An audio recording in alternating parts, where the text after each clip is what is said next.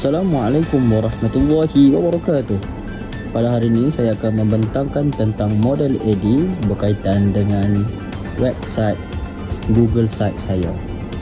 Saya Muhammad Haris Rahimi, pelajar Bahasa Melayu Ogos 2023 Julai 2008, dan ini adalah tugas yang ketiga untuk kursus EDUP 3133.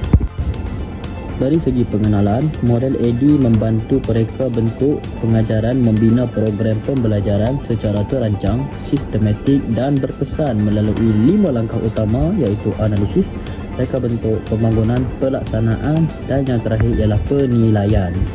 Untuk yang pertama daripada segi AD, iaitu huruf A, iaitu analisis, yang bermaksud kenal pasti.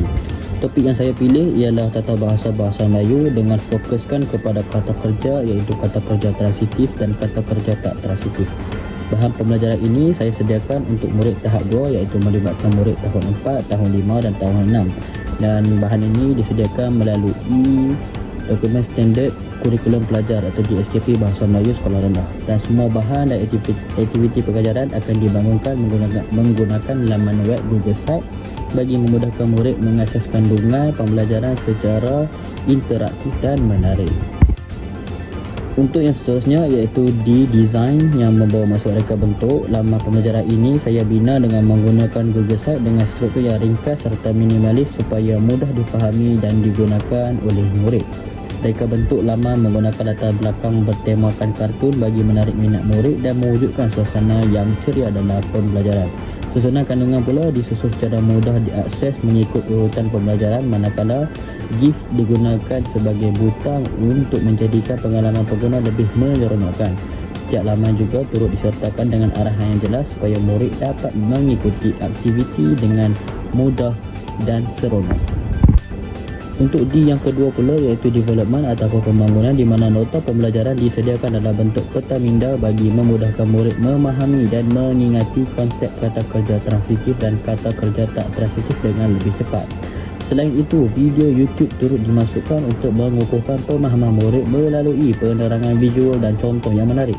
Bagi menarik lagi minat murid, saya juga sediakan aktiviti interaktif seperti kuis, padanan kata dan isi tempat kosong yang boleh dijalankan terus di dalam laman web tersebut. Selain itu, laman web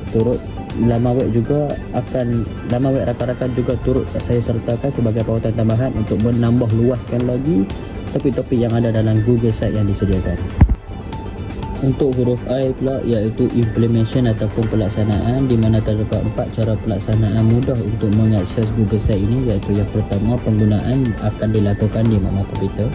Kemudian guru akan berkongsi link kepada murid. Kemudian yang ketiga, murid akan mengakses laman web tersebut dan belajar menggunakannya. Dan yang terakhir sekali, guru akan memantau murid yang sedang melayari laman web tersebut. Dan yang terakhir iaitu huruf E ataupun evaluation ataupun penilaian. Maksudnya iaitu murid boleh menggunakan Google Form untuk menilai keberkesanan laman web setelah selesai pembelajaran. Sepanjang proses penggunaan, murid akan juga dibimbing oleh guru tentang cara mengakses dan meneroka setiap bahagian laman dengan betul.